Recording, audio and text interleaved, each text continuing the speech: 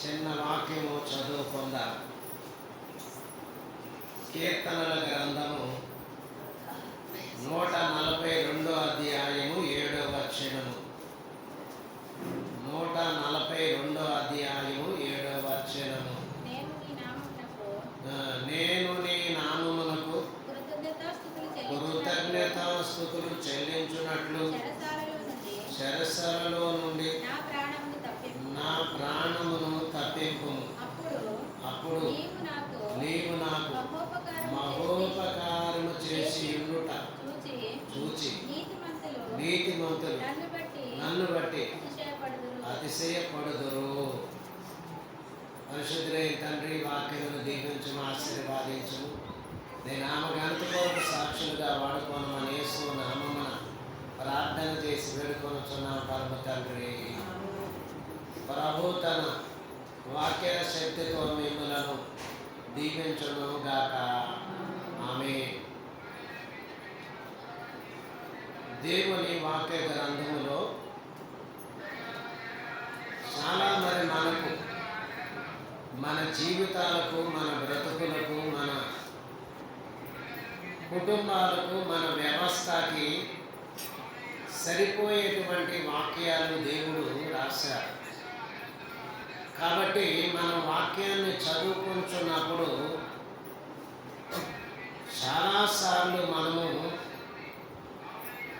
ఎక్కడ పడితే అక్కడ, ఎప్పుడు పడితే అప్పుడు చూస్తే చాలాసార్లు మనకు మనమే ఏమనుకుంటామంటే, కొన్నిసార్లు కొన్ని రకాలైనటువంటి పరిస్థితులను బట్టి అతిశయపడేవారు ఉంటారు.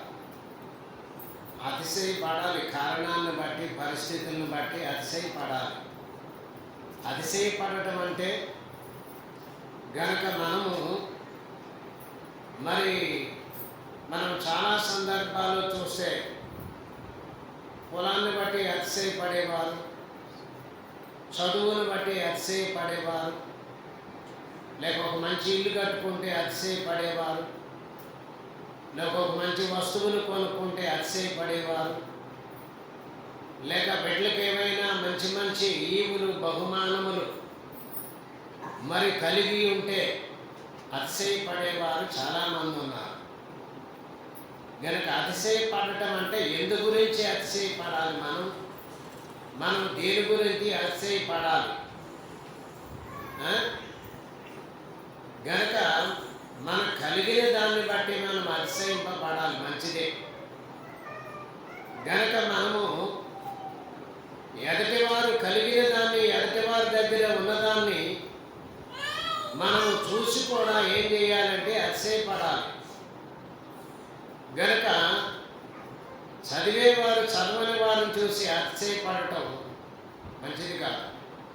ప్రార్థన చేసేవారు ప్రార్థన చేయని వారిని చూసి అతిశయపడటం మంచిది కాదు. గనక ఎవరు ఎంత అతిశయపడాలో, ఎవరు ఎంత అతిశయం కలిగి ఉండాలో దేవుని మానవ వాక్యం మనకు బోధిస్తూ ఉంది. ఒక నాయకుడు కానీ, ఒక సంఘం పాదిరి కానీ, ఒక ఇంటికి, కుటుంబానికి తండ్రి కానీ, తల్లి కానీ, ఒక వీధికి ఉన్న ఒక అధికారి కానీ, పెద్దవారు కానీ, కాబట్టి ఎవరు మట్టికి వారి అతిశయపడితే అది అతిశయం కాదు. ఆ సందర్భాన్ని బట్టి, దేవుడు చేసిన ఉపకారాలను బట్టి అతిశయపడటం అనేది చాలా అవసరం, చాలా అవసరం. గనక దావీదు గారు కూడా ఇక వాక్య భాగములో చూస్తే ఎందుకు అతిశయించాడు ఆయన? నేను నీ నామమునకు కృతజ్ఞతాస్తుతులు చెల్లించున్నట్లు చెరసలలో నుండి నా ప్రాణమును తప్పించు. గనక నీవు నన్ను విడిపిస్తే నీ నామమునకు తగిన కృతజ్ఞతాస్తుతులు నేను చెల్లిస్తాను. ప్రాణమును తప్పించు. అలాగే అప్పుడు నీవు నాకు మహోపకారము చేసి ఉండుట చూచి. ఎవరిని చూసి అంటే ఆ వాక్యము రాసిన ఆయన, ఆ చేసిన ఉపకారములను బట్టి గనుక ఉపకారములను బట్టి ఆ దేవుడు ఇచ్చిన ఘనతను బట్టి ఏం చేస్తారంటే నీతిమంతులు నన్ను బట్టి అతిశయపడుదురు. నీతిమంతులు గనుక నీతిమంతులను చూసే అతిశయపడటం కాదు, కానీ దేవుని ఉపకారములు అందుకున్న ప్రతి ఒక్కరు కూడా ఏం చేయాలి అంటే నీతిమంతులైతే నిజంగా జరిగిన పనులను బట్టి, ఒక ఇంట్లో ఒక కార్యం జరిగింది, ఒక ఇంట్లో ఒక పని జరిగింది, ఆశీర్వాదకరంగా ఉంది, అప్పుడు ఏం చేస్తాము? దేవుడు జరిగించిన కార్యాలను బట్టి మనం దేవునికి కృతజ్ఞతాస్తుతులు చెల్లిస్తాం. అలా వాళ్ళ ఇంట్లో అలా జరగటానికి కారణము వారి ప్రార్థన, వారి విశ్వాసం అయి ఉండొచ్చు. అయినా ఇలా జరిగినప్పుడు చూచి నీతిమంతులైన వారు జరిగిన కార్యాన్ని బట్టి మంచి కార్యం, అది మంచి పని కాబట్టి వారందరూ ఏం చేస్తారంటండి, నీతిమంతులు నన్ను బట్టి అతిశయపడదు. నీతిమంతులు అతిశయపడదు గనుక నీతిమంతులు ఎవరు? నీతిమంతులు పాపములో ఉన్నవారు నీతిమంతులు కాదు. గనుక పాప విమోచనము కలిగిన వారు నీతిమంతులు. ధర్మశాస్త్ర ప్రకారంగా ఒకడును నీతిమంతుడు లేడు, దేవుడు ఒక్కడే నీతిమంతుడు. గనక అబ్రహాము దేవుని నమ్మను, అది అతనికి నీతిగా ఎంచబడదు. గనక మనమును దేవుని నమ్మాము, మనకి దేవుని నమ్మటాన్ని బట్టి మనం నీతిమంతులుగా ఎంచబడుతున్నాం. గనక దేవుడు మనకిచ్చినటువంటి స్థితిని బట్టి దేవునికి మనము కృతజ్ఞతాస్తుతులు చెల్లించి దేవుని బట్టి ఈ జరిగించిన కార్యములను బట్టి అతిశయించడం. భూలోకములో నాకు బంధువులు ఉన్నారు, నేను ఒకదాన్ని అనుకుంటున్నావా? నా వెనకాల చాలామంది ఉన్నారు. మీ వెనకాల ఉన్నారా?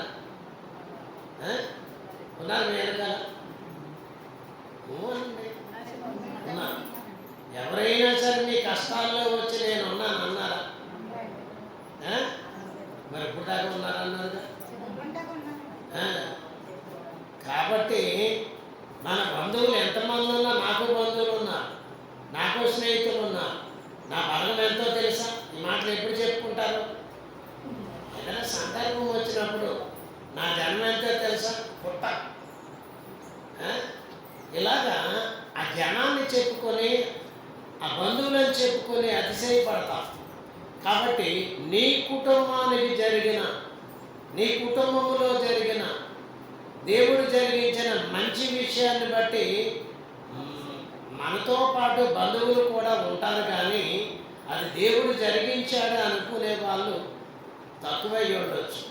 కాబట్టి దేవుడు ఈ కార్యం జరిగించాడని అనుకునే వారు మాత్రం ఎవరంటే, ఇలా మనం అందరం కలిసి దేవుడు కార్యం జరిగించాడు కాబట్టి దేవునికి మనం స్తుతి చెల్లించాలి. అయినా ఇటు గొప్ప కార్యాలు చేసిన దేవునికి మనం ఏం చేయాలి? కృతజ్ఞతాస్తుతులు చెల్లించాలి. అలాగే ఎవరికైనా, ఎవరి కుటుంబంలో అయినా కార్యములు దేవుడు చేయగలడని ఏం చేయాలి? అతిశయించాలి. వారికి చేసిన దేవుడు నాకు కూడా చేస్తాడు, వారి దేవుడు దీవించిన దేవుడు నన్ను కూడా దీవిస్తాడు, గనుక వారిని కాపాడిన దేవుడు నన్ను కూడా కాపాడుతాడు, వారిని రక్షించిన దేవుడు నన్ను కూడా రక్షిస్తాడు. కాబట్టి ఇలా నేను ఆ సంగతులు తెలియకపోయినా నేను అతిశయపడుతున్నాను. ఈ కార్యములన్నీ నాకు దేవుడు జరిగిస్తాడని అతిశయపడుతున్నాను. కాబట్టి దేవుడు మరి చేసిన ఉపకారములను బట్టి, మరి ఆయనను చేసిన ఉపకారములను బట్టి నీతిమంతులు నన్ను బట్టి అతిశయపడదు. నిన్ను బట్టి దేవునికి అతిశయం కలిగించేవారు ఎవరు అంటే దేవుని నమ్మిన నీ సోదరులు, సోదరులు, పక్కవారు, గనక ఆత్మీయ బిడ్డలు, స్నేహితులు. గనక మరి నీతిమంతులు దేవుని మరి బట్టి అతిశయపడదు. నీతిమంతులు దేవుని బట్టి అతిశయపడతారు. ఇది చాలా అవసరం. మరి కీర్తనల గ్రంథము 34వ అధ్యాయము 2వ వచనం. కీర్తనల గ్రంథము యెహోవాను బట్టి నేను అతిశయించుచున్నాను. ఆ, దీనుల దానిని విని యెహోవాను బట్టి నేను అతిశయించుచున్నాను. ఏం చేస్తున్నాడంటే ఆయన యెహోవాను బట్టి అతిశయపడుతున్నాను. ఆయన ఇచ్చినటువంటి దివ్యమైన రక్షణను బట్టి అతిశయపడుతున్నాను. ఆయన ఇచ్చిన మంచి ఈవులను బట్టి నేను అతిశయపడుతున్నాను గనక మరి ఆయన పేరును ఎత్తుకుని యెహోవాను బట్టి నేను అతిశయపడుతున్నాను అనగా ఎంత ఖచ్చితమైనటువంటి ఏర్పాటు. మరి ఈ వాక్య భాగంలో 34వ అధ్యాయం 2వ వచనములో చూస్తే యెహోవాను బట్టి నేను అతిశయించుచున్నాను, దీనులు దానిని విని సంతోషించెదరు. కాబట్టి యెహోవాను బట్టి నేను అతిశయపడుచున్నాను. ఇవాళ భార్య అయినా భర్త అయినా కుటుంబం అయినా కానీ దేవుని బట్టి అతిశయపడితే, దేవుని బట్టి అతిశయిస్తే దేవుడు ఆనందించువారై ఉన్నారు, దేవుడు దీవించువారై ఉన్నారు. గనుక దేవుడిచ్చినటువంటి దివ్యమైన కృపను బట్టి మనము దేవుని బట్టి మనము అతిశయపడవలసిన వారమై ఉన్నాం, మనుషులను బట్టి కాదు. గనుక మనుషుల స్థితిని బట్టి కాదు, కానీ దేవుడిచ్చిన గొప్ప అంతస్తును బట్టి అతిశయింపబడాలి. ఇది మనకు అవసరం. లోకములో ఉన్న వాటిని గూర్చి అతిశయపడితే అవి మన దగ్గర ఉండవు. గనుక దినవృత్తాంతములు మొదటి గ్రంథము 16వ అధ్యాయము 10వ వచనం. దినవృత్తాంతములు మొదటి గ్రంథము 16వ అధ్యాయము 10వ వచనం. ఆయన పరిశుద్ధ నామమును బట్టి అతిశయించుడు, యెహోవాను వెదుకువారు హృదయమునందు సంతోషించుదురుగాక. గనుక ఆయన పరిశుద్ధ నామమును బట్టి ఎవరు అతిశయపడతారో, ఆయన పరిశుద్ధ నామమును బట్టి ఎవరు ఆయనను ఘనపరుస్తారో, ఎవరు ఆయనను స్తుతిస్తారో, ఎవరు ఆయనను హత్తుకొని ఉందరో, ఎవరు ఆయన నామమును వెతుకుతారో వారు కష్టాల్లో కూడా దేవుని గురించి అతిశయపడతారు. శ్రమలున్నా కానీ వారు దేవుని పరిశుద్ధ నామమును బట్టి అతిశయపడుదురు. యెహోవాను వెదుకు వారు హృదయమునందు సంతోషించుదురు. గనుక ఎవరు దేవుని పరిశుద్ధ నామమును బట్టి అతిశయపడతారో వారంటండి మరి దేవుని పరిపూర్ణముగా ఏం చేస్తారు? స్తుతిస్తారు. గనుక అది దేవునికి మహిమ. అలా చేసిన వారికి కూడా మరి గొప్ప దీవెన. అలాగే అదే అధ్యాయంలో 16వ అధ్యాయంలో 36వ వచనం ఒకటి ఉంటుంది. 36వ వచనంలో మేము నీ పరిశుద్ధ నామమునకు కృతజ్ఞతాస్తుతులు చెల్లించినట్లు నిన్ను స్తుతించుచు అతిశయించునట్లు అన్యజనుల వశములో నుండి మమ్మను విడిపింపము అని ఆయనను బతిమాలుకునడి. ఇశ్రాయేలీయులకు దేవుడైన యెహోవా యుగ యుగములన్నిటను స్తోత్రము నొందునుగాక. ఎలాగున వారు పాడగా జనులందరూ ఆమేన్ అని చెప్పి దేవుని స్తుతించారు. గనుక 36వ వచనములో మరి చూస్తే మరి మేము అంటే మనందరము పరిశుద్ధ నామమునకు కృతజ్ఞతాస్తుతులు చెల్లించుట, దేవుడు చేసిన ఉపకారములను బట్టి మరి కృతజ్ఞతాస్తుతులు చెల్లించుట, నిన్ను స్తుతించుచు అతిశయించునట్లు. గనుక స్తుతించాలి, దేవుని నామమును బట్టి మరి అతిశయిస్తూ గనుక దేవునికి కృతజ్ఞతాస్తుతులు చెల్లించే విధానము కలిగి ఉండటం. ఎలాగున మరి దేవుని నామమునందు పరిశుద్ధమైన దేవుని నామమును బట్టి, దేవుని యొక్క శక్తిని బట్టి, దేవుని ఘనమైన ఏర్పాటును బట్టి ఏం చేయాలి అంటే మనము దేవుని పరిశుద్ధ నామమును బట్టి అతిశయించాలి. ఇది కదా దేవుడు కోరుకునేది. మరి యెషయా గ్రంథం 45వ అధ్యాయము 25వ వచనం. యెషయా గ్రంథం 45వ అధ్యాయము 25వ వచనం. 25వ వచనములో కూడా ఎలా రాయబడి ఉంటది? యెహోవా యందే ఇశ్రాయేలు సంతతి వారందరూ నీతిమంతులుగా ఎంచబడిన వారై చూడండి, ఇశ్రాయేలీలందరూ కూడా నీతిమంతులుగా ఎంచబడినందువలన గనుక వారు అతిశయపడుతున్నట్లు. వారి అతిశయం ఏంటంటే దేవుడు గొప్పవాడు గనక యెహోవా యందే ఇశ్రాయేలు సంతతి వారందరూ నీతిమంతులుగా ఎంచబడిన వారై అతిశయపడుదురు గనుక వారిని విడిపించినందుకు దేవుడు గొప్పవాడని అతిశయించారు. వారికి ఆహారం పెట్టినందుకు దేవుడు గొప్పవాడని అతిశయించారు.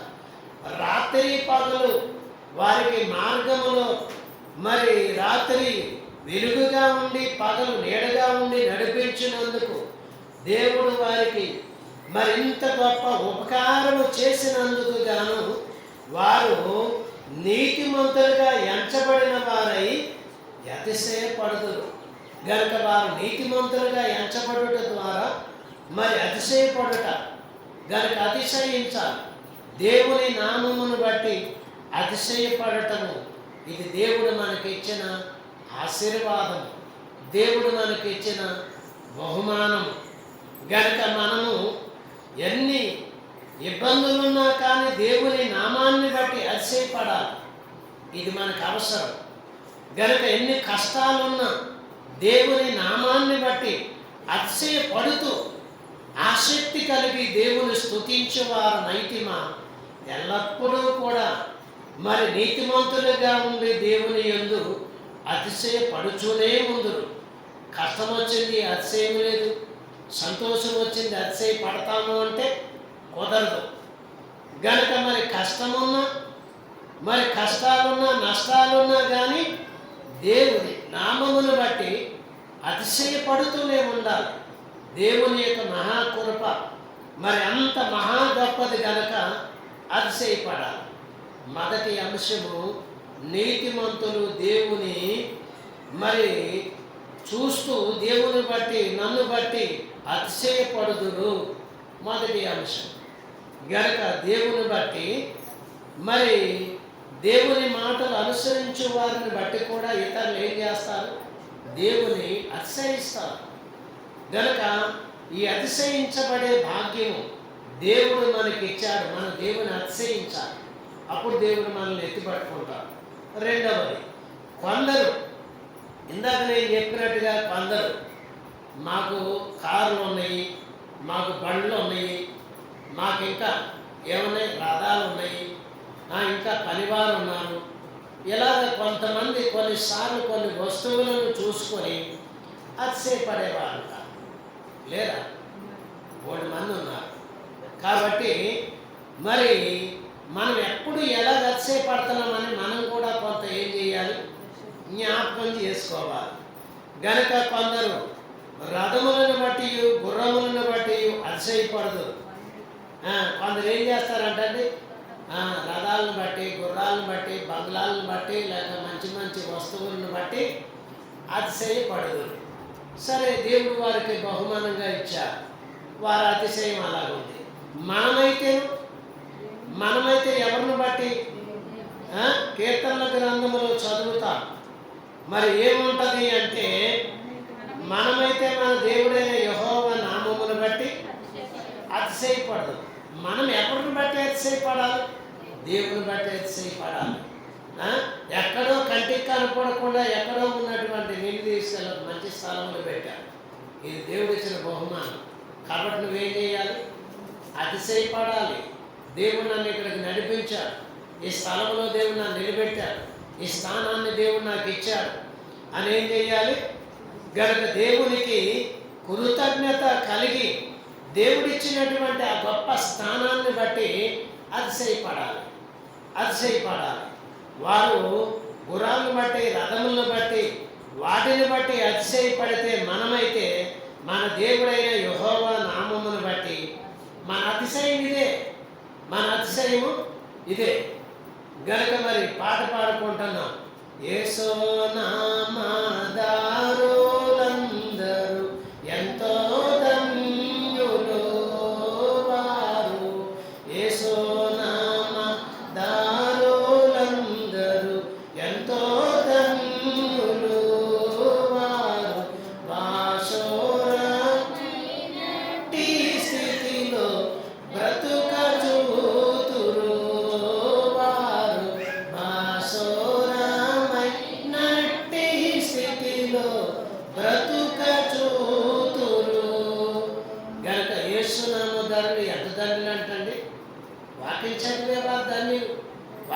అనుసరించేవారు ధన్యులు, ప్రార్థన చేసుకునేవారు ధన్యులు, గనుక దేవుని గురించి ఇతరులకు సువార్త చెప్పేవారు ధన్యులు, మంచి మార్గములో వారుండి మంచి మార్గములోనికి నడిపించేవారు ధన్యులు.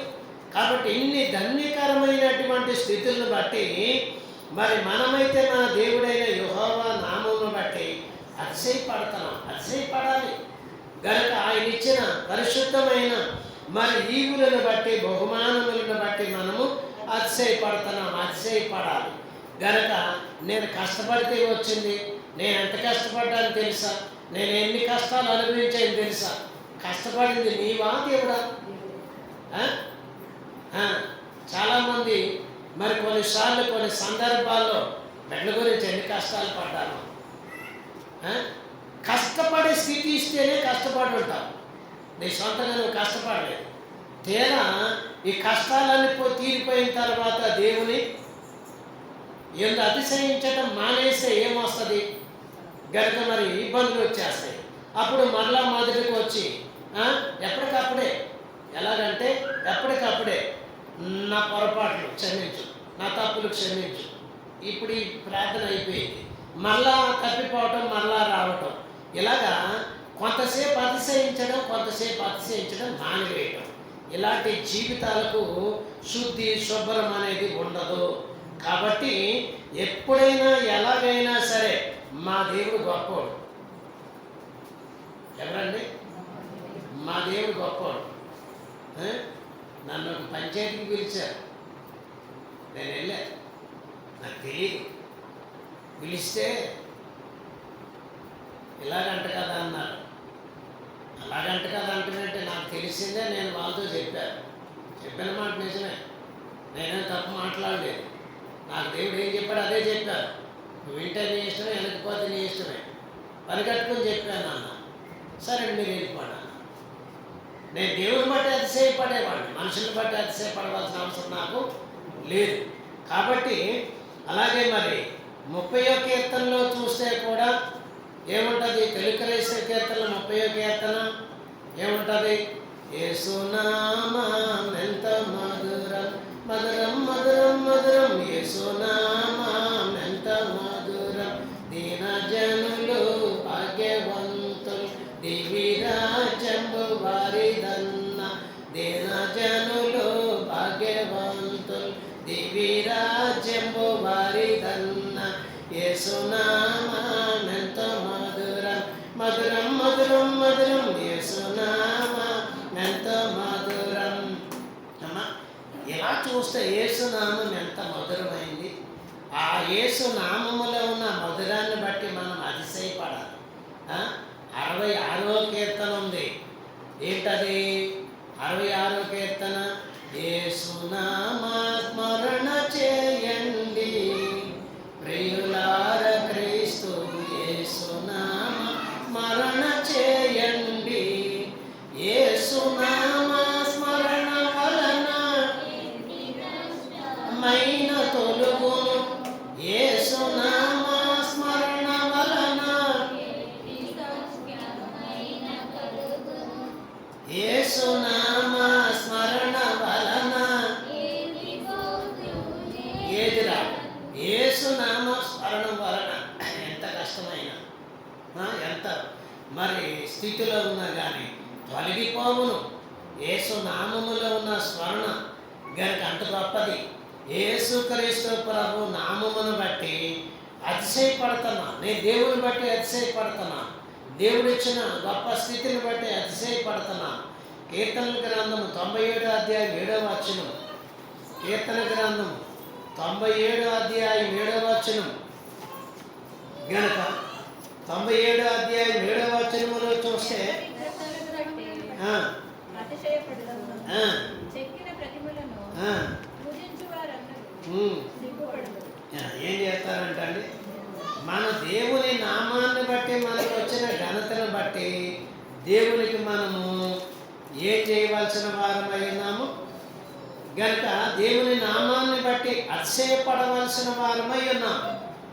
అతిశయపడటమే కాకుండా మరి వారి వారి వ్యర్థమైనటువంటి పనులను బట్టి అతిశయపడి వారు ఉన్నారు. వ్యర్థమైన మార్గాలు ఎంచుకొని అతిశయపడేవారు ఉన్నారు. ఆ వ్యర్థమైన మార్గాలను బట్టి అతిశయపడేవారు వారే అలాగే అతిశయిస్తే, అతిశయించుకుంటూ ఉంటే, ఇంత జీవము కలిగిన దేవుని నామాన్ని మరి అంగీకరించిన మనం ఇంకెంత అతిశయపడాలి? మనం ఇంకా ఎంత అతిశయం కలిగి ఉండాలి? ఇంకా ఎంత శక్తి కలిగి ఉండాలి? ఇంకా ఎంత అతిశయం కలిగి ఉండాలి మనము అంటే చాలా అతిశయం కలిగి ఉండాలి. కాబట్టి చాలా అతిశయముతో మనం ఎప్పుడూ కూడా మరి ఇంకా గొప్ప అతిశయము కలిగి ఉండాలి. ఇది ఎప్పటికీ మర్చిపోకూడదు. కీర్తనల గ్రంథము మరి 105వ అధ్యాయము 3వ వచనం. ఆయన పరిశుద్ధ నామమును బట్టి అతిశయించుడి, యెహోవాను వెదకువారు హృదయమందు సంతోషించుదురుగాక. ఎలాగంటండి? ఆయన పరిశుద్ధ నామమును బట్టి అతిశయించుడి. బంగారాన్ని బట్టి, వెండిని బట్టి కాదు. గనుక మరి నాణ్యమైనది ఏంటంటే, నాణ్యమైనది ఏంటి? దేవుని వాక్యము. కాబట్టి పరిశోధన చేసి నాణ్యమైన వాక్కును మరి తెలుసుకోవాలి. గనుక పుణ్యకథలు ఆలపించండి అనే పాటలో చూసే నాణ్యమైన వాక్కు, నరులకు దేవుడు ఇచ్చినటువంటి నాణ్యమైన వాక్కు దేవుని వాక్యం. కాబట్టి నాణ్యమైంది. మనం అన్నీ ఏది మంచిదో గనుక మనకి ఇష్టమైంది కొన్ని వస్తువులు మనం ఏరుకుంటాం. బట్టల షాప్కి వెళ్ళినా, కూరగాయల షాప్కి వెళ్ళినా కొన్ని ఏరుకుంటాం. అలాగే గనుక మనము పరిశోధన చేసి చూసినప్పుడు నాణ్యమైనది దేవవాక్కు.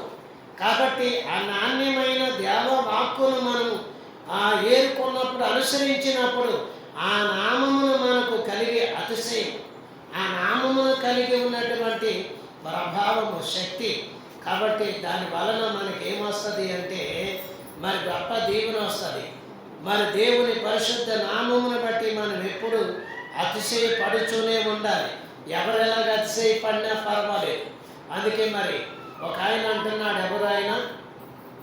ఎవరైనా యెహోషువ గ్రంథములు, యెహోషువ అంటున్నారు, మీరు ఎవరు ఎలాగ అతిశయపడితే నాకు అక్కర్లేదు, నేను నా ఇంటి వారు యెహోవా యందు అతిశయపడతా, ఆయన్ని మాత్రమే ప్రార్థన చేస్తాను, ఆయనకి మాత్రమే కృతజ్ఞతాస్తుతులు చెల్లిస్తాను, ఆయనకి మాత్రమే సాష్టాంగ నమస్కారం చేస్తానని ఆయన ఎంతమంది ఉన్నా నేను నా ఇంటి వారు దేవుని నామాన్ని బట్టి అతిశయపడుతున్నామని తను అతిశయపడ్డాడు.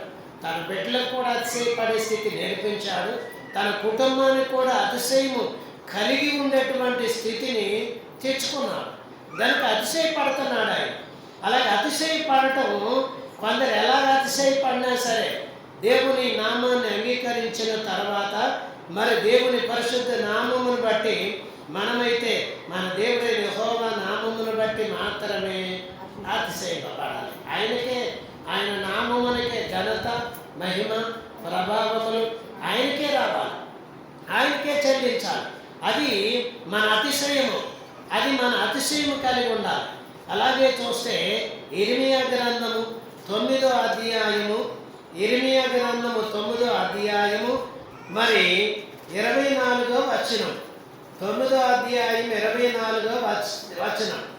అతిశయించువాడు దేనిని బట్టి అతిశయింపవలననగా భూమి మీద కృప చూపుచు నీతి న్యాయములను జరిగించుచున్న యెహోవాను నేనే అని గ్రహించి నన్ను పరిశీలింపగా తెలుసుకొనుటను బట్టియే అతిశయింపబడను. కాబట్టి ఎలాగ అతిశయించాలంటండి? ఎలాగ అతిశయింపబడాలి? అతిశయించేవాడు దేనిని బట్టి కారణం కావాలి. కారణం ఏంటి? ఈ దేనిని బట్టి అతిశయింపవలెననగా భూమి మీద కృప చూపు నీతిని, దేవుడు నీతిని జరిగించువాడు. ఒకటి. రెండవది న్యాయమును జరిగించుచున్న దేవుడు గనక మరి మూడవది యెహోవాను నేనే. మీరు ఆయనను గ్రహించి ఆయనను పరిశీలనగా తెలుసుకొని ఏం చేయాలి? ఆయనలో ఉన్న పరిశుద్ధ లక్షణాలు, పరిశుద్ధ నియమాలు, పరిశుద్ధ రక్షణ, అంతస్తు అనుభవాలు, ఆ నీతి, ఆ నియమాలు, లక్షణాలను బట్టి గ్రహించి మనం ఏం చేయాలంటే అతిశయింపబడాలి, అతిశయింపబడాలి. అట్టి వాటిలో నేను ఆనందించువాడనని యెహోవా సెలవిచ్చుచున్నాడు. ఇలా చేస్తే, ఇలాగ అతిశయపడితే, ఇలాగ అతిశయ కారణాలు నీలో ఉంటే దేవుడు అంటండి ఆ పరిస్థితిని బట్టి, ఆ తలంపులు నీలో ఉండటాన్ని బట్టి దేవుడు ఏం చేస్తాడంట? ఆనందిస్తాడు. ఆయన ఆనందించి మరి ఎక్కువగా మరి దేవుని యొక్క మహాకృపలో సాగటానికి, ఎక్కువగా దేవుని మహిమలో మరి నిన్ను అతిశయించడానికి దేవుడు తను తానుగా బయలుపరుచుకొని ఆయనను మనం ఎరిగిన తర్వాత, వాక్యం చదివిన తర్వాత, ఆయన పరిశుద్ధతను ఎరిగిన తర్వాత మనం ఆయనని అతిశయించుచూ ఉన్నాం గనక ఇది చాలా గొప్ప ఆశీర్వాదముతో కూడిన దీవెన అయి ఉంది. ఇది రెండవది. గనక మూడవది, అతిశయించువారు మరి ప్రభువునందే అతిశయించాలి. అతిశయించువారు ప్రభువునందే అతిశయించాలి. గనక మరి వాక్య భాగము 1 కొరింథీ పత్రిక 1వ అధ్యాయము 31వ వచనం. 1 కొరింథీ పత్రిక అతిశయించువాడు ఎలాగ అతిశయించాలంటండి? అతిశయించువాడు ప్రభువునందే అతిశయింపవలెను. గనక ప్రభువునందు అతిశయింపకుండా ఈ లోకములో దేనిని బట్టి అతిశయించిన సంతోషం ఉండదు, సమాధానం ఉండదు, ఆరోగ్యం ఉండదు. గనక రకరకాలైనటువంటి పరిస్థితులు మనం ఎరుగుదాం. గనక అతిశయించువాడు ప్రభువునందే అతిశయింపవలెను అని వ్రాయబడినది నెరవేరినట్లు దేవుని మూలముగా ఆయన మనకు జ్ఞానమును, నీతియు, పరిశుద్ధతయు, విమోచనమును నాయను. కాబట్టి ఆయన మనకిచ్చిన ఈ యొక్క ఏర్పాటులను బట్టి ఆయన యందే మనం ఏం చేయాలి? అతిశయింపబడాలి. ఆయనను మనం అతిశయించాలి. ఆయనను మనం అతిశయిస్తూనే ఉండాలి. అది ఎంతకాలము? మనలో శ్వాస ఉన్నంత వరకు కూడా దేవుని నామాన్ని అతిశయిస్తూనే ఉండాలి. దేవుని నామాన్ని అతిశయిస్తూనే ఉండాలి. గనక చివరి వరకు, మరి శ్వాస వదిలిపెట్టే వరకు కూడా అతిశయపడుతూనే ఉండాలి. అంటే ఎంత ఆలోచన కలిగి ఉండాలి చూడండి. మనలో ఎవరైనా ఈ ఆలోచన కలిగి ఉన్న వారు ఉన్నారా? మీకేమైనా జ్ఞాపకం వస్తుందా అన్నా? ఇలాగ అతిశయపడుతూ దేవుని స్తుతిస్తూ కన్ను మూసిన వారు ఎవరైనా ఉన్నారా? అమ్మ ఎవరైనా ఉన్నారా? గుడాల రేబక్కమ్మ గారు, గుడాల రేబక్కమ్మ గారు పెద్ద వయసు మంచం మీద పడి మరి చాలా రోజులు. కనుక ఆమెకి ఏం తగ్గలేదంటే కళ్ళు దృష్టి తగ్గల. అలాగే బైబిల్ చదివేది. ఎంత దృష్టిలో చూడండి. ఆ దృష్టి జ్ఞానం దేవుడు ఇచ్చాడు కనుక అదే మరి శ్వాస వెళ్ళిపోయే వరకు కూడా దేవుడి పాటలు పెట్టుకొని ఏందంట. ఆ దేవుడి పాటలు పెట్టుకొని విని ఆ పాటల్లో మరి ధ్యానం చేసుకుంటూ అలాగే దేవుడి దగ్గరికి వెళ్ళిపోయింది. కాబట్టి అతిశయించేవారు ప్రభువునందే అతిశయించాలి. అలా అతిశయించడం వలన వచ్చే దీవెన. ఆమె వెళ్ళిపోయి చాలా రోజులైంది. ఇప్పుడు చెప్పుకుంటాను, మీలో కొందరికి తెలియదు. కాబట్టి కొందరి విశ్రాంతి దినాలు, చివరి దినాలు ఎలాగున్నాయి మీకు తెలియదు. మరి అలా చూస్తే అతిశయించేవారు ప్రభువునందే అతిశయించాలి. కాబట్టి ప్రభువు చేసిన మేలులు, ఉపకారములను బట్టి అతిశయింపబడాలి. గనక మనం అతిశయం పెంచుకోవటం కాదు, మనం ఏం చేయాలి? దేవుని అతిశయించాలి. దేవుడు కృపను బట్టి ఇలా ఉన్నామని అతిశయపడాలి. గనక 1వ అధ్యాయం 27వ వచనం, అదే మొదటి కొరింథీ పత్రికలో ఏ శరీరులు ఆ, దేవుని ఎదుట ఆ, అతిశయింపకుండునట్లు ఆ, జ్ఞానులను సిగ్గుపరచుటకు ఆ. లోకములో నుండి వెలుగాడిన దేవుడు ఏర్పరచుకుని ఆ, జ్ఞానులు అంటే అతిశయపడతారు అన్నాను చూసారా.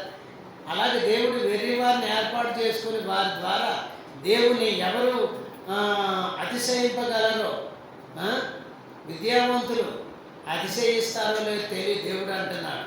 కాబట్టి ఎవరు దేవుని అతిశయించగలరో దీనులు, పామరులు, శక్తిహీనులు, బలహీనులు, వారిని దేవుడు ఏర్పాటు చేసుకొని వారి ద్వారా ఏం చేశాడు అంటే తనకు మరి వచ్చినట్లుగా అతిశయింపబడినట్లుగా జ్ఞానులను సిగ్గుపరచుటకు లోకములో నుండి వారి వెర్రితనము దేవుడు వెర్రి వారిని దేవుడు ఏర్పరచుకుని ఉన్నాడు.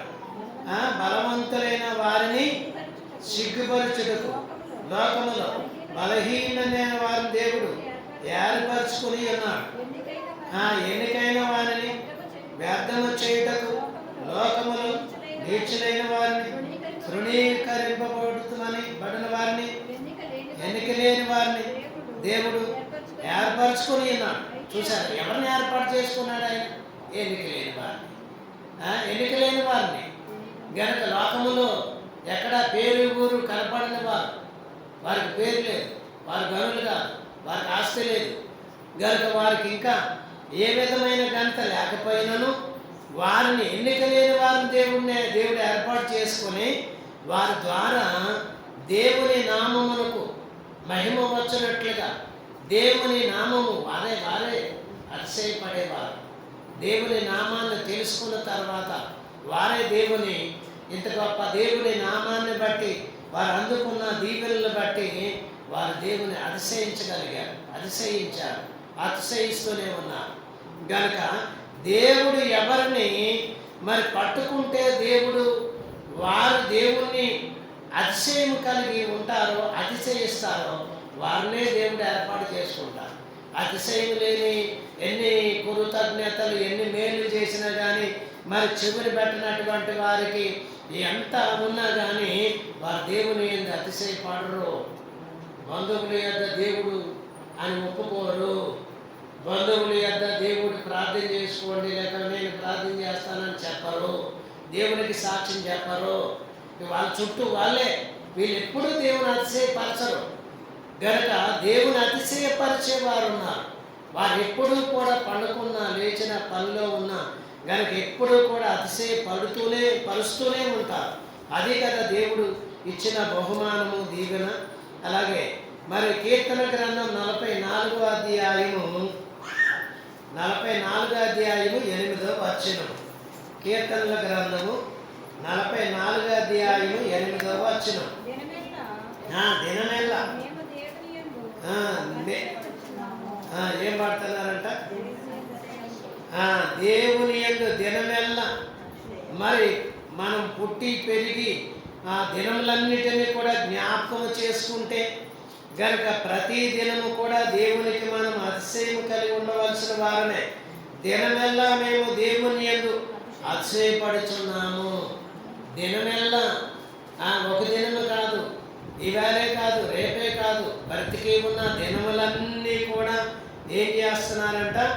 దినమెల్లా మేము దేవుని యందు అతిశయపడుచున్నాము. నీ నామమును బట్టి మేము నిత్యము కృతజ్ఞతాస్తుతులు చెల్లించుచున్నాము.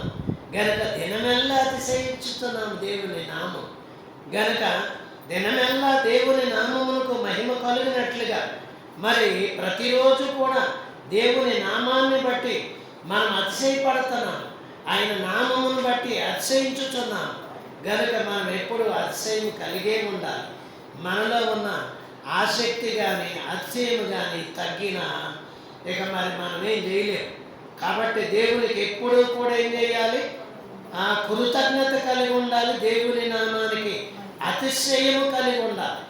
చాలా గొప్ప ధన్యత. కీర్తనల గ్రంథము మరి 63వ అధ్యాయం 11వ వచనములో రాజు దేనిని బట్టి సంతోషించును? దేవుని బట్టి సంతోషించును. ఆయన తోడని ప్రమాణము చేయి ప్రతివాడును. దేవుని ఆజ్ఞలు నడుచుకుంటాను, పాపము చేయను, అబద్ధములు మాట్లాడను, అన్యాయములు చేయను అని అనుకునేవారంటండి దేవుడితో ఏం చేస్తారు? ఆయన తోడని ఏం చేస్తారు? ప్రమాణం చేస్తారు. ప్రమాణము చేయటమే కాక మరి ఏం చేస్తారు వారు? ప్రమాణము చేయు ప్రతి వాడును కూడా ఏం చేస్తారు? అతిశయించడం. అతిశయడం అంటే వృద్ధి కావటం. గనుక అతిశయి ఎల్లును అంటే వృద్ధి కావడం. గనుక ఈ ప్రమాణాలు ఏమి లేవు, ఈ సిద్ధాంతాలు ఏమి మనలో లేవు అనుకోండి, కిందే ఉంది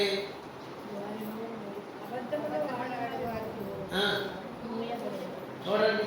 అబద్ధంలాడే వారిని ఎవరిలోనూ ముప్పిస్తారు. ఎంత అబద్ధములు మాట్లాడినా కానీ అతిశయపడే అలవాటు లేదు. కాబట్టి దేవుని గణపరిచే అలవాటు లేదు. ఈ అబద్ధాలు మాట్లాడే లక్షణాలు ఉన్న వారిని అంటండి అబద్ధాలు వారి నోరు ఇక మళ్ళీ తెరవలేమంట దేవుడు సందర్భం వచ్చినప్పటికీ. నేను అనేక సార్లు చెప్తుంటాను. కాబట్టి ఏమని? ఎవరి మాట వాళ్ళకే సాక్ష్యం. నీవాడు ప్రతి మాట నీవో మరతుగాని తీర్పుండు సోమ్మి. నీవాడు ప్రతి మాట నువ్వు మర్చిపోతే మర్చిపోవచ్చు, దానికి ఏముంటుంది? తీర్పు ఉంటుంది. మంచి మాటలకి తగిన తీర్పు ఉంటుంది, చెడు మాటలకు కూడా తగిన తీర్పు ఉంటుంది. కాబట్టి అతిశయించేవాడు, మనకి దేవుడు శక్తి తెలుసు, దేవుడు పరిశుద్ధుడు, దేవుడు జ్ఞాని, దేవుడు గొప్ప కార్యాలు చేయవాడు, దేవుడు ఆశ్చర్య కార్యములు చేయవాడు. ఇందును బట్టి మనం ఎప్పుడూ కూడా దేవుని అతిశయిస్తూనే ఉండాలి. దేవుని అతిశయిస్తూనే ఉండాలి. ఆయన యందు అతిశయపడుతూనే ఉండాలి. మన కృతజ్ఞత ఎక్కువ మరి అవుతూనే ఉండాలి, తగ్గకూడదు. 4వదిగా చూస్తే అయితే మన ప్రభు అయిన క్రీస్తు యేసు క్రీస్తు శిలువ ఎందు తప్ప మరి దేని ఎందును అతిశయింపనక్కర్లేదు. కాబట్టి మనం దేని ఎందు అతిశయపడాలి? శిలువ ఎందు అతిశయపడాలి. గలతీ పత్రిక 6:14 గలతీ పత్రిక 6:14 అయితే మన ప్రభు అయిన యేసుక్రీస్తు శిలువ యందు తప్ప మరి దేని యందును అతిశయించుట నాకు దూరమవును గాక. ఈయన ఏమంటున్నాడు చూడండి, నాకు సిలువే నాకు అతిశయానికి కారణం. నాకు సిలువే నా బ్రతుకికి అతిశయానికి కారణమయ్యింది. గనుక సిలువను బట్టి నేను అతిశయించుచున్నాను. సిలువ లేకపోతే మనం ఇక్కడ కూడుకోగలమా? సిలువ లేకపోతే మనకి రక్షణ ఉందా? సిలువ లేకపోతే మనకి మోక్ష భాగ్యం ఉందా అంటే లేదు. కాబట్టి పౌలు గారు బాగుగా గ్రహించిన వాడై గనక మీరు దేని యందు అతిశయపడొద్దు, దేని యందు మీరు అతిశయం కలిగి ఉండొద్దు.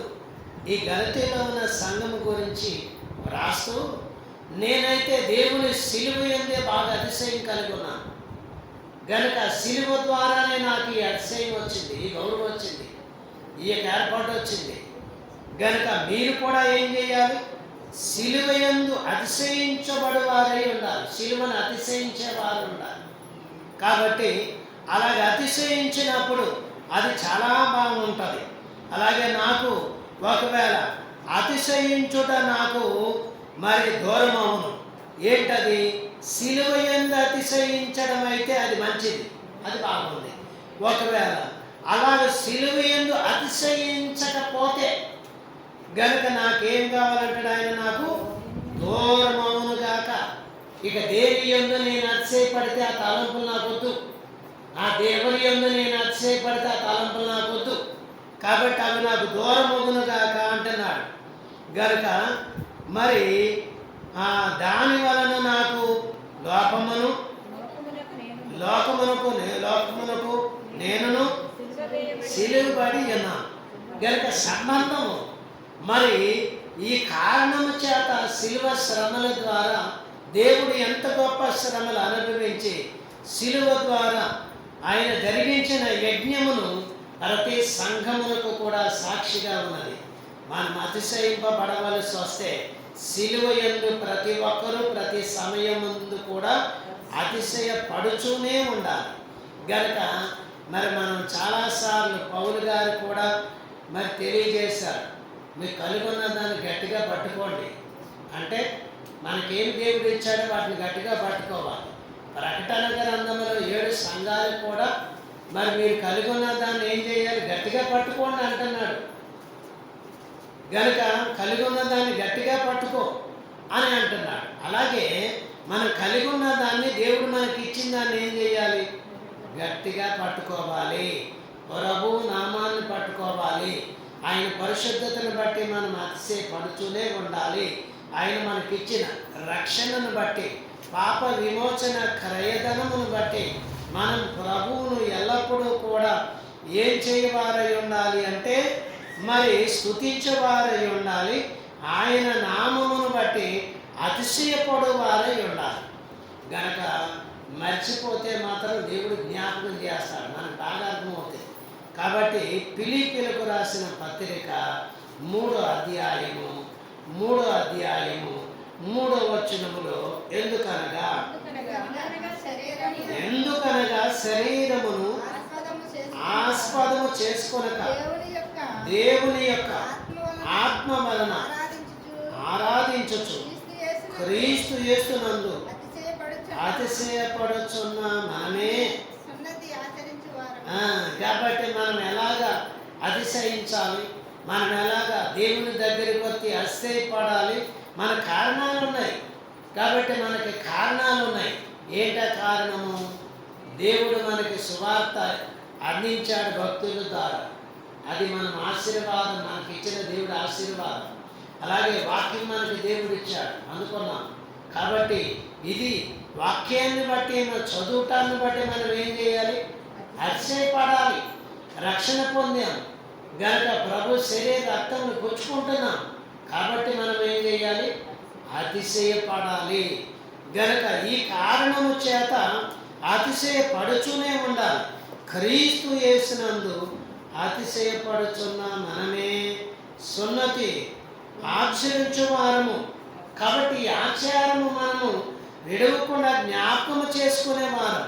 కాబట్టి మనం ఏం చేయవలసిన వారమై ఉన్నాము అంటే ఆయనను మనము ఎల్లప్పుడూ కూడా ప్రభు అయిన యేసు క్రీస్తును శిలువ యందు మనం అతిశయపడాలి, అతిశయించు వారమై ఉన్నాం. గనుక శిలువ ద్వారా మనకి భాగ్యాలు దొరికినవి, శిలువ ద్వారా ఈ దీవెనలు మనకు దొరికినవి. ఇవి క్రైస్తవ బిడ్డలు లేక విశ్వాసులు ఎవరైనా దేవుని నమ్మిన వారైనా నమ్మకపోయినా గనక దేవుని గురించి తెలుసుకుంటే గనక అతిశయపడని వారంటే ఎవరు ఉండరు. గనక ఖచ్చితంగా అతిశయపడతారు. ఇప్పుడు ఏంటంటే మరి మనము దేవుడు గొప్పవాడు అంటున్నాం. గనక మరికొంతమంది దేవుడు లేడనేవారు కూడా మరి అనేవారు ఉన్నారు. వారు కూడా అతిశయపడుతున్నారు. ఎలాగ అతిశయపడుతున్నారు? మంచి పనులు చేసి గనుక ఇది బాగుందని అతిశయపడేవారు ఉన్నారు. మంచి పనులు చేసేవారిని చూసి వారి పనులు నచ్చక కూడా అసహించుకునేవారు ఉన్నారు. కాబట్టి కొన్నిసార్లు కొన్ని సందర్భాల్లో ప్రార్థన చేసినప్పుడు దేవుడు జయమిచ్చాడు, మంచిది, అక్కడేం మాట్లాడు. గనుక ప్రార్థన చేసినప్పుడు దేవుడు మంచి ఇచ్చాడు. ప్రార్థన చేశాము, నెరవేర్పు రాలేదనుకోండి, ఏం చేస్తారు? అప్పుడు వాళ్ళ లెక్కల్లో వాళ్ళ అతిశయపడతారు, వీరి లెక్కల్లో వీళ్ళు అతిశయపడతారు. కాబట్టి వీరు కూడా జ్ఞాపకం చేసుకోవాలి మనం. చూడండి, 5వదిగా చూస్తే మరి ఫరో మోషేను మరి పిలిచి ఇశ్రాయేలు నడిపించడానికి దేవుడు గొప్ప అద్భుతాలు చేసినప్పుడు ఆ యొక్క శ్రమలు వచ్చినప్పుడు మరి ఫరో దగ్గరికి వెళ్ళి రేపు ఈ టయానికి జరుగుద్ది అని అంటే అలాగే జరగగా చూసినప్పుడు గనుక అది జరిగినప్పుడు అది కీడు లేక కష్టం వచ్చినప్పుడు అది జరగగా చూసి ఏమంటాడంటే మోషే ప్రార్థన చెయ్యి, వెళ్ళిపోతుంది కానీ ప్రార్థన చెయ్యి అంటారు. ప్రార్థన చేసేటప్పుడు గనుక ప్రార్థన చేయగా ఆ శ్రమ నుండి విడుదల పొందగా మళ్ళీ మామూలుగా వచ్చేస్తారు. ఆ మాట వచ్చినప్పుడు మోషే ఏమంటాడంటే ఫరోను చూసి మోషే ఒకవేళ ఇది జరిగిన తర్వాత నీవు గెలిచినట్టుగా అతిశయించవచ్చును, అవునా కదా? అది జరిగిపోయిన తర్వాత నువ్వు గెలిచినట్టుగా అతిశయింపవచ్చును అని మోషే ఫరోతో అంటున్నాడు. నిర్గమకాండం 8వ అధ్యాయము 9వ వచనం. అందుకు మోషే ఎవరిని గెలిచినట్టుగా? మోషేను. మోషే కాబట్టి మోషేను చూసి మరి ఏమంటాడు అంటే ఫరో గెలిచినట్టుగా నువ్వు అతిశయించవచ్చు, అతిశయిస్తాడు కూడా. గనక ప్రార్థన అయ్యే వరకు కూడా ఆపద వచ్చేంత వరకు కూడా వచ్చింది, ఆపద తీరేంత వరకు కూడా దేవుడి మీద కొంచెం నమ్మకం ఉంచుతారు. ఆ ఆపద తీరిన తర్వాత ఆపద తీరింది కాబట్టి తర్వాత మళ్ళా లోకములోనికి వెళ్ళి వాళ్ళ దారిలో వాళ్ళే అతిశయపడుతూనే వెళ్ళిపోతారు. కనుక ఫరో కూడా చేసింది ఏంటంటే అందుకు మోషే నన్ను గెలిచినట్టుగా నీవు అతిశయించవచ్చును కదా. మరి ఇప్పుడు ఈ శ్రమ వచ్చింది, ప్రార్థన చేయమంటున్నావు, ప్రార్థన చేస్తున్నాను. ఈ శ్రమ తీరిన తర్వాత నన్ను గెలిచినట్టుగా నువ్వు అతిశయిస్తావు కదా, అతిశయింపవచ్చును కదా. గనుక అతిశయింపవచ్చును కదా. ఎలాగన ఎన్నిసార్లు తను గెలిచినట్లుగా ఫరో అతిశయపడుతూనే ఉన్నాడు.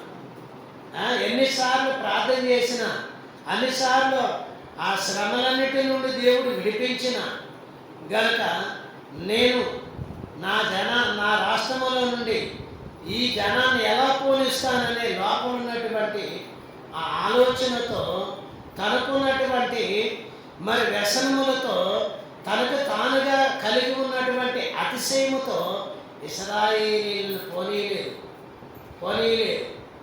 కాబట్టి నన్ను గెలిచినట్లుగా నువ్వు అతిశయపడతావేమో అని అన్నాడు. లేదు కనుక ఇప్పుడు ప్రార్థన చేయి, నేను అతిశయపడను అని చెప్పి అంటున్నాడు. అయినా మానేడా?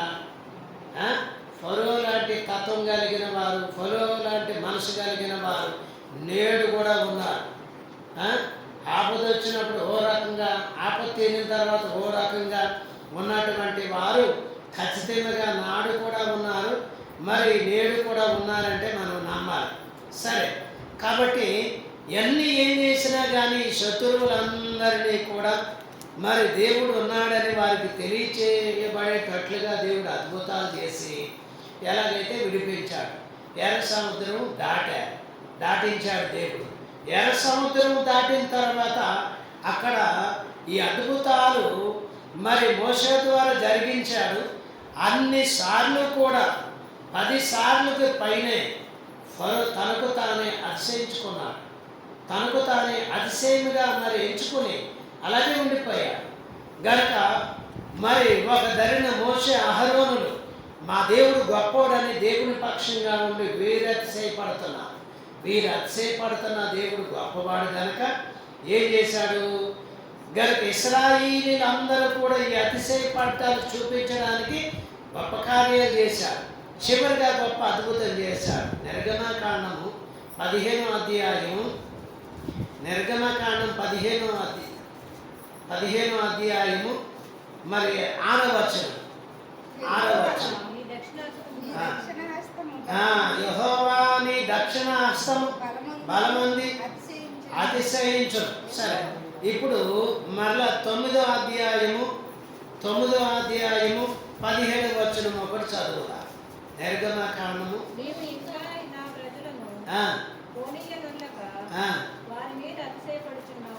ఎవరి మీద అతిశయపడుతున్నాడు ఈయన? ఎవరి మీద అతిశయపడాలి? తన మీదే తనకు అతిశయపడుతూ, తన మీదే తాను అతిశయం కలిగిన వాడై ఇశ్రాయేలీయుల మీద నీవు ఇంకా నా ప్రజలను పోనీయనల్లక వారి మీద అతిశయం చూపుతున్నావు అంటే భారం వేస్తున్నావు. భారమైన అతిశయం పెడుతున్నాం. గనుక ఈ భారమైన అతిశయం ఉండటం వలన మరి దేవుడు అనేక సార్లు ఇలా దగ్గరికి అద్భుతాలు చేస్తూ మనసు మారటానికి, హృదయం మారటానికి ఎన్నో ప్రయత్నాలు చేసిన అతని మాత్రము తలంపులు మాత్రము ఇశ్రాయేలీల మీద, వారి పనుల మీద, వారిని అడ్డం పెట్టుకుని సంపాదించే సంపాదన మీదే గనక అతిశయపడుతున్నాడు. కానీ జరిగే సంగతులు ఏమీ అతనికి అర్థం కావడం లేదు. గనక కొన్నిసార్లు ఎవరింట్లో సంగతులు వాళ్ళకి అర్థం కాదు. ఎవరి పెట్టిన సంగతి వాళ్ళకి అర్థం కాదు. ఎవరి బతుకులు వాళ్ళకి అర్థం కాదు. గనక అందరి బతుకులు అర్థం చేసుకునేవాడు, అర్థమయ్యే హృదయ రహస్యం ఎరిగిన వాడు దేవుడు. గనక అందరి తరపు దేవుడికి అప్పగించుకుంటా ఆయన చూసుకుంటారు.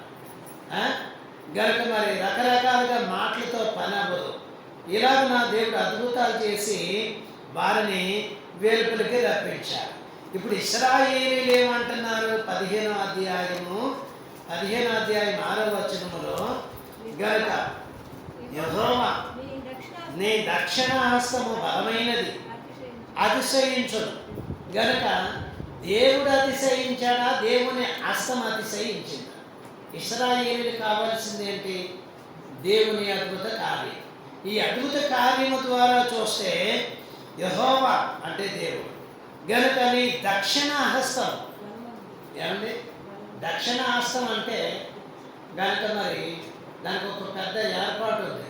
ఏంటది? ఏదైనా సమాచారం లేక ఏదైనా అసమాధానకరమైన పరిస్థితులు రావాలి అంటే దక్షిణ దిక్కులోంచే వస్తాయి. చరిత్ర ప్రకారంగా దక్షిణ దిక్కులోంచే వస్తాయి. గనక ఈ దక్షిణ దిక్కును బాగా మరి ఎంచుకున్నటువంటి పరిస్థితులను బట్టి గమనించిన వారు ఈ ఇశ్రాయేలీలు ఏమంటారంటే నీ దక్షిణ హస్తం. దేవుని హస్తం ఎక్కడి నుంచి ఉంది? దక్షిణ హస్తం. సమస్యలు అక్కడి నుంచే బయలుదేరింది. గనక విడుదల కూడా ఎక్కడి నుంచే రావాలి? అక్కడి నుంచే రావాలి.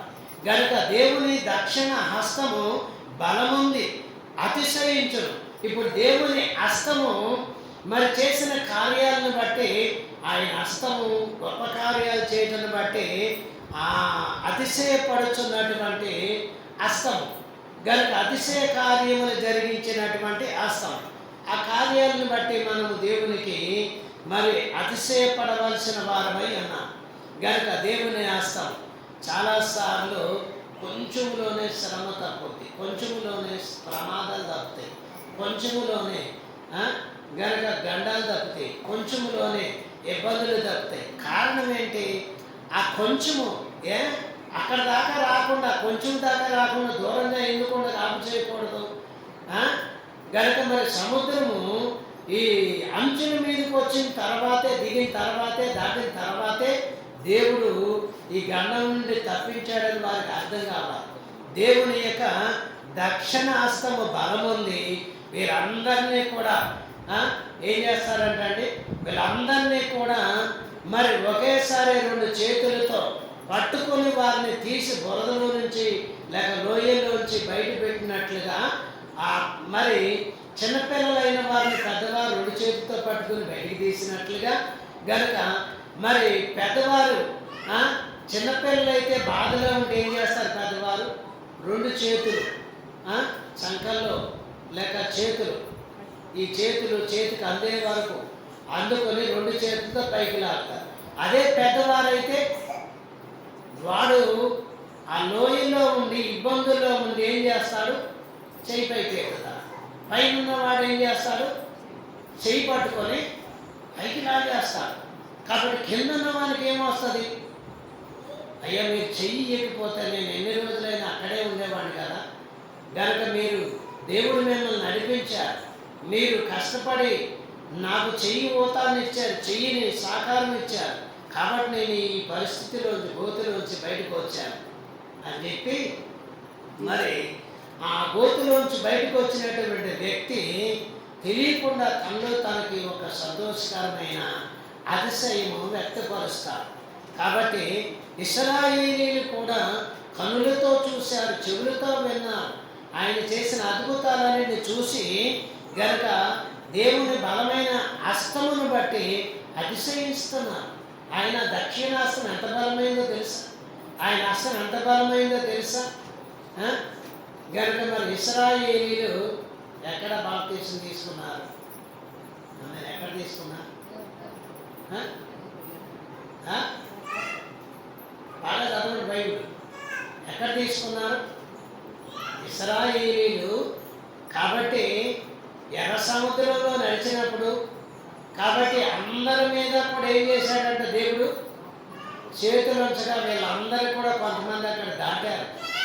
గనక సముద్రములోను, నీళ్లలోను, మేఘములోను ఏం చేశారు? వీరందరూ బాప్తీసం తీసుకున్నారు. వీరందరికీ ఒకేసారి బాప్తీసం జరిగింది. అందరిని ఒకేసారి నీళ్ళలో నుంచి బయట పెట్టేశారు. మేఘములో బాప్తీసం, తర్వాత నీళ్ళలో బాప్తీసం. ఈ గొప్ప ధన్యతలు ఆయన బలమైన హస్తం. కాబట్టి మనకు ఏదైనా వస్తువులు ఉన్నాయనుకోండి, కొన్ని తాతీగా ఉంటే ఒక్కొక్కటికి అడుగుతారు. తాతీగా ఖాళీ లేదనుకోండి, టైం అయిపోతుంది అనుకోండి, ఏం చేస్తారు? కొన్ని వస్తువులు అన్నిట్లేసి నీటిలో నుంచి బయటికి తీసి రెండు చేతితో పక్కన పెట్టేస్తారు. అవే పాత్రలు అనుకోండి, అలా నీటిలో ముంచి తీస్తే అలా తీసే కాదు, ఏం చేయాలి? శుభ్రంగా నీళ్ళలో నానబెట్టిన తర్వాత కడగాలి. ఒక చేతితో పట్టుకుని ఒక చేతితో తోమాలి. తోమితే శుభ్రం అవుతాయి. ఇశ్రాయేలు జీవితాలు కూడా దేవుడు అనేక సార్లు కష్టాల్లో ఉన్నప్పుడు అలా తోముకుంటూ వస్తేనే చివరి వరకు కొంతమంది వచ్చారు, కొంతమంది అతిశయింపబడ్డారు, కొంతమంది అతిశయింపబడలేదు. వారి మధ్యలోనే ఏమైపోయారు? రాలిపోయారు. కాబట్టి న్యాయాధిపతుల గ్రంథం 7వ అధ్యాయము 2వ వచనం. యెహోవా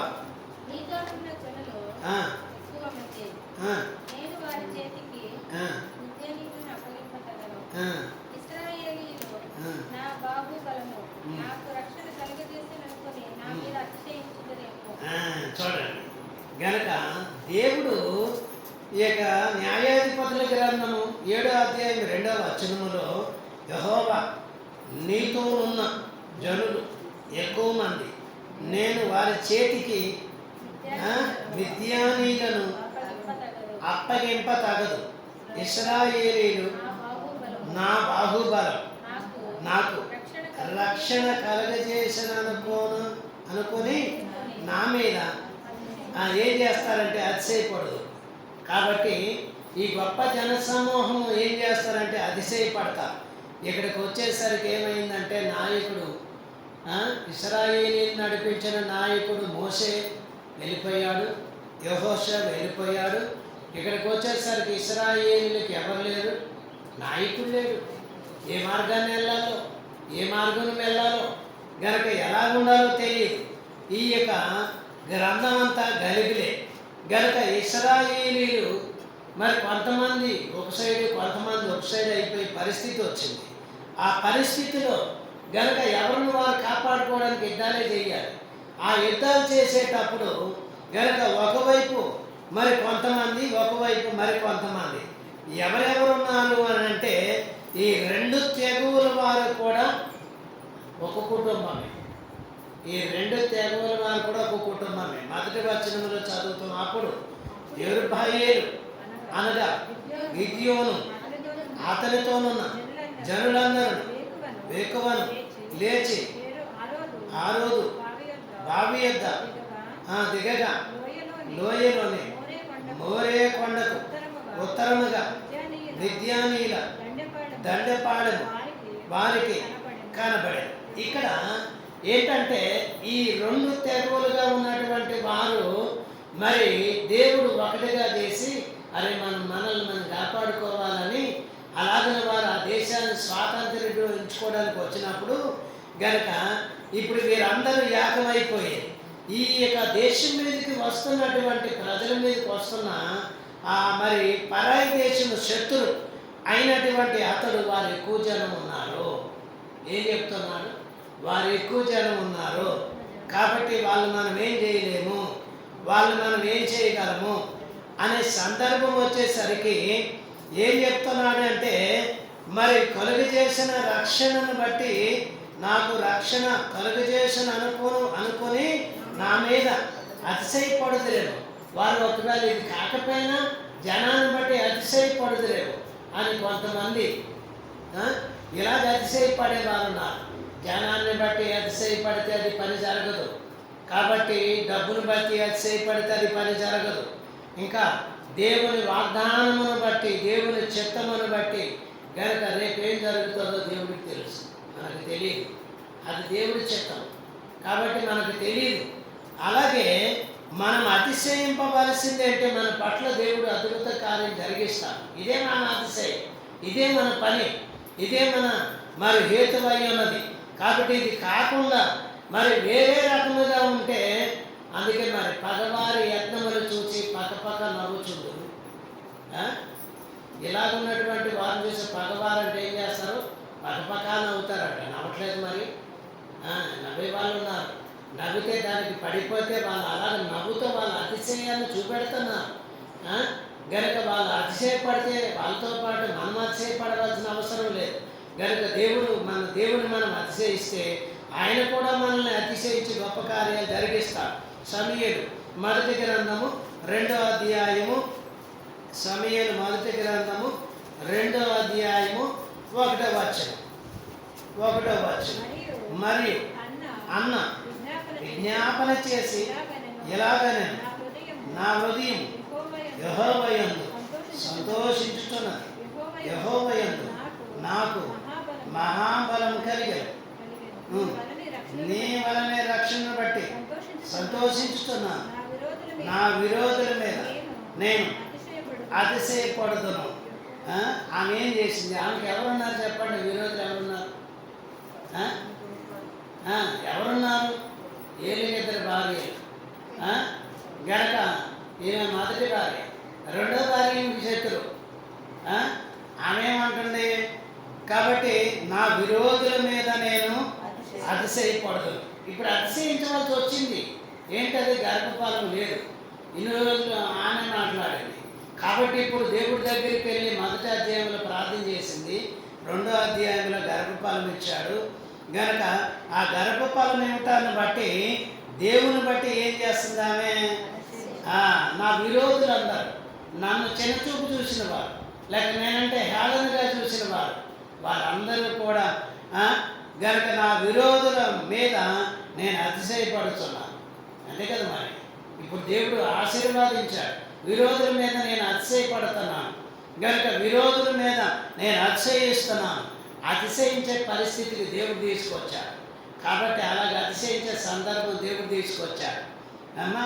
కాబట్టి మనం ఎవరెలా ఉన్నా కానీ ఇంకొకరిని బట్టి, ఇంకొక పరిస్థితులను బట్టి ఎప్పుడూ కూడా చిన్నచూపు చూడకూడదు. మనస్సులోనైనా కానీ ఏముండకూడదు? స్వార్థంతో కూడిన లక్షణాలు ఉండకూడదు అమ్మా. ఎవరికి ఏ పనికి దేవుడికి సిద్ధం చేశాడో, ఎవరిని ఏ జాతిలో పుట్టించాలో, ఏ మతంలో పుట్టించాలో, ఎక్కడ పుట్టించాలో ఎవరికి తెలియక, ఎవరికి తెలియదు, దేవుడికే ఎరుక. అలాగే ఎవరెవరు వాళ్ళ పరిస్థితులను బట్టి దేవుడు అని ఎరిగి రక్షణ పొందిన వారు వారి పనుల్లో సాగి వెళ్ళిపోతారు. దేవుడు వారికి వాళ్ళకి ఇచ్చిన ఉద్యోగాలను బట్టి, వృత్తులను బట్టి దేవుడు వారిని దీవిస్తాడు. అంతేగాని నువ్వులకి పని చేయాలంటే ఎవరి మీద అతిశయపడుతున్నావు? ఎవరి మీద అతిశయం? నువ్వెందుకు పని చేయాలంటే అది దేవుడు ఏర్పాటు చేస్తున్నావు. నీ అతిశయం అంటే ఇక్కడ చెప్పండి. నీ బైబిల్ చదివితే నాకు వచ్చిన బాధ ఏంటి? నువ్వు పాట పాడుకుంటే నాకు వచ్చిన బాధ ఏంటి? నేను పాడుకుంటే నీకు వచ్చిన బాధ ఏంటి అన్నా? ఇలా డైరెక్టర్గా నన్ను అడిగిన వ్యక్తి ఉన్నారు. నాకు ఎలా అనిపించింది చెప్పండి? నేను ఎవరు పెట్టాడు ఇక్కడ పాస్టర్ గారు అడిగితే నేనేం చెప్పాలి చెప్పండి?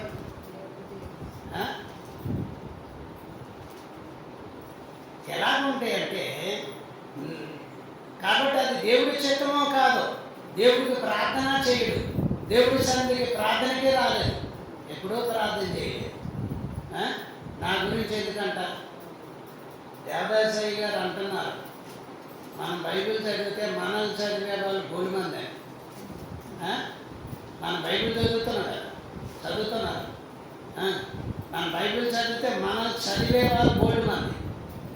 మనం చదువుకున్నప్పుడు మనలో ఏ లోపాలు లేకుండా ఉంటే వారు కూడా ఆ పరిస్థితులను బట్టి దేవుని అంగీకరిస్తారు. మనం నడిచే నడకలు అవకతవకలుగా ఉన్నాయనుకోండి, మాటలు తప్పులు ఉన్నాయనుకోండి, మన దగ్గర సాక్ష్యం ఉండదు, మన సాక్షి చెప్పుకోండి దారి ఉండదు. కాబట్టి ఎవరు ఎప్పుడు ఎలాగ అతిశయపడాలో దేవుడికి తెలుసు. గనక ఎవరు ఎక్కడ పెట్టాలో దేవుడికి తెలుసు, ఎవరెంత అతిశయించాలో దేవుడికి తెలుసు. అంతేగాని మనం ఏదంటే కాలక్షేపానికి ఎవరి మట్టికి వాళ్ళు, ఎవరి అతిశయం వాళ్ళది, ఎవరికి వాళ్ళే సంఘం గురించి చెప్పేసుకోవటం, పాదిరి గురించి చెప్పేసుకోవటం, ఎవరికి వాళ్ళే చెప్పేసుకోవటం. దాని లోతు ఏంటో, దాని భారం ఏంటో, అక్కడ జరిగే పరిస్థితులు ఏంటో, ఆ లక్షణాలు ఏమి తెలియకపోయినా ఎవరి పాలన మాట్లాడేసుకోవటం. ఎవరిని అతిశయిస్తున్నారు వీళ్ళు? గనక దేవుని పేరు చెప్పి సంఘాన్ని కానీ సంఘ బిడ్డలను కానీ మరి ఆనబెట్టుకొని దేవుని నమ్మినట్లుగా ఆక్షేపించేవారు ఉంటారు చూసారా? ప్రమాదకరమైన విషయాలు అవి ఎప్పుడూ రాకూడదు. చేతనైతే ప్రార్థన చేయి, చేత కదా ముగింపు చేసేసుకో, సైలెంట్గా ఉంది. గనక దేవుడా, నువ్వు నాకు ఇచ్చిన పరిస్థితిని బట్టి నేను అతిశయిస్తున్నాను, సంతోషించు. అంతేగాని ఇంకొకరు వాళ్ళు ఏదో పని చేస్తే వాళ్ళకి ఆ పని అవసరమా, లేకపోతే వాళ్ళకి ఈ అవసరమా? మనకేం తెలుసు అండి. దేవుడు ఎప్పుడు ఎవరి చేత ఏదో పని చేయించుకుంటారు, అందరూ అవసరమే. కాబట్టి మనం దేవుని యందు అతిశయింపబడాలి. కానీ ఇంకొకరు బాగున్నారని అసూయ చేత అతిశయం లోపల వేరే కనుకుంటే ఏం పడ్డది చెప్పండి?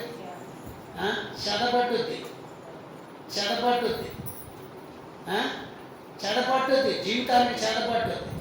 గనక దేవుని యందు పరిపూర్ణంగా అతిశయించాలి, శుభ్రంగా ఉండాలి, జాగ్రత్తగా ఉండాలి. అలా ఉంటే దేవుడు దీవిస్తాడు. గనుక నువ్వు ఎవరి యందు అతిశయిస్తున్నావు?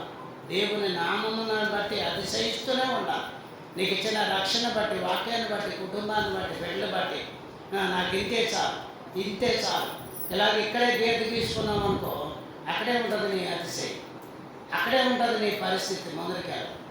కాబట్టి దేవుని నామాన్ని బట్టి అతిశయపడండి, అతిశయించండి, సాక్షులుగా జీవించండి. ఇట్టి ధన్యత ప్రభు మీకు అనుగ్రహించును గాక. పరిశుద్ధులైన మా తండ్రి, నీ పరిశుద్ధమైన ఏర్పాటును బట్టి స్తుతులు స్తోత్రము.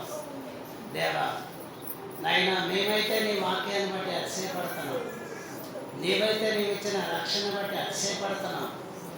దేవా, ఇచ్చిన ఘన కార్యములను బట్టి, మా జీవితాల్లో జరిగించిన కార్యములను బట్టి మేము అతిశయపడుతున్నాం. దేవా, మా అతిశయము మా జీవిత కాలము ఉండేటట్లుగా దీవించండి. మా అతిశయము ఆశీర్వాదకరముగా ఇతరులకు ఉండేటట్లుగా దీవించున్నాం. దేవా, మమ్మలను బిడ్డలని ఆస్థానికి సమర్పించుకుంటున్నాం. దీవించి ఆశీర్వాదించి వర్ధలు చేయమని యేసు నామమున వేడుకొనుచున్నాం పరమ తండ్రి. ఆమేన్. స్తుతి.